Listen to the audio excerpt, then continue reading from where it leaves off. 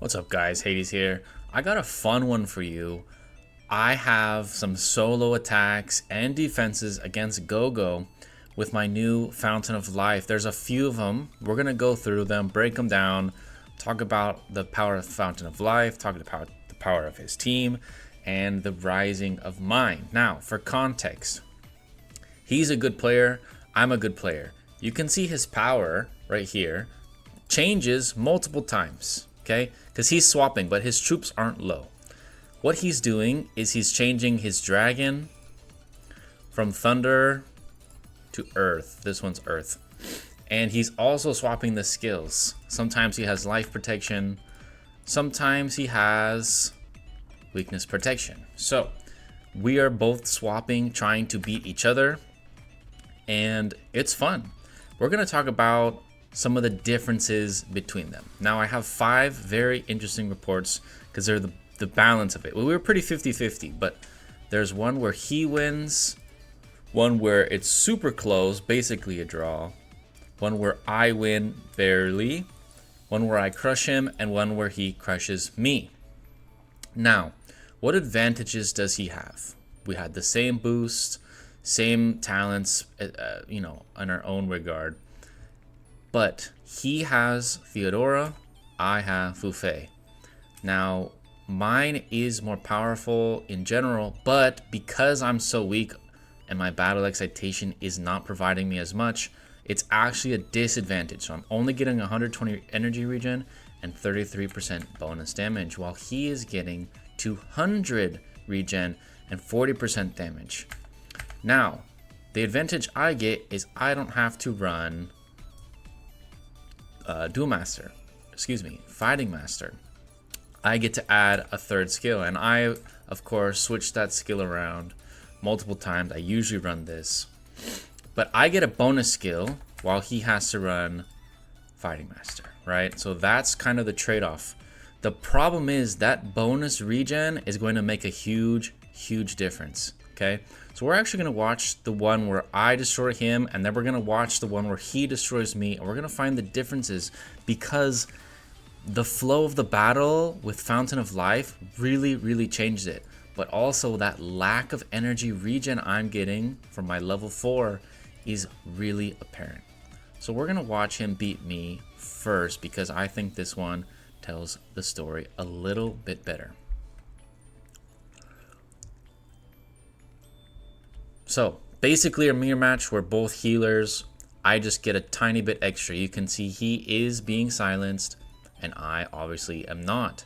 But what's going to happen is his con goes way first. Why? Did I explain all that in the start? Because he's getting more from battle excitation. So I don't even get first hit bonus. So right off the rip, I'm wounded first. And he's going to get second ultimate first because he went first. This is the main problem, not having max supports. The second big important thing was he ulted me before my side assist went off, right? That's the main problem, because I'm a solo carry team and so is his. So if my con gets damaged, then I'm probably going to lose. Second, you can see these purple glowing around his characters.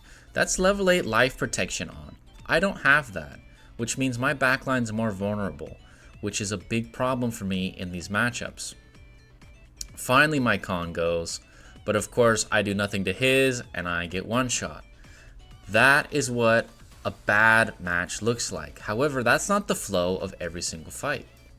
We're gonna now watch one of the ones where I destroy him, like this one. We can see the stats. I get 49 million and he only gets 16. So basically the same thing.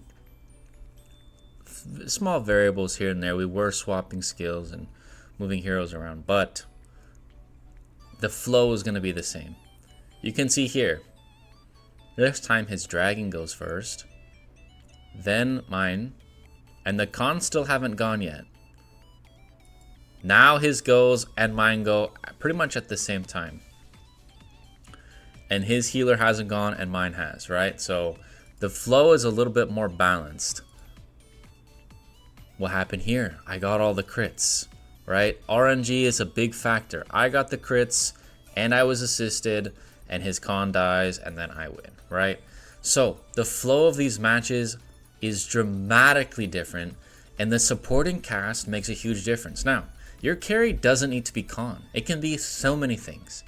I've used Wu a lot of the KVK, worked fine. Baldwin worked fine. Himiko is actually the best. And if you can, Loki is even better. And of course, Apollo is broken, but I'm talking to most normal people here.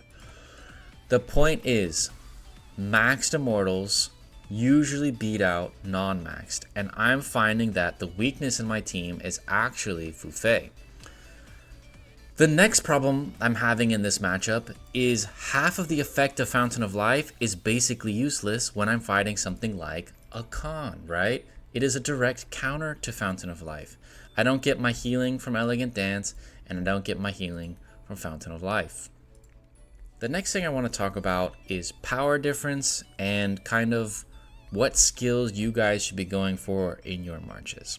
I recently released a legendary skill video, but I want to tie it back to that because his power is dramatically higher than mine. Part of that is the dragon, part of that is the lack of skills and artifacts and specializations, of course.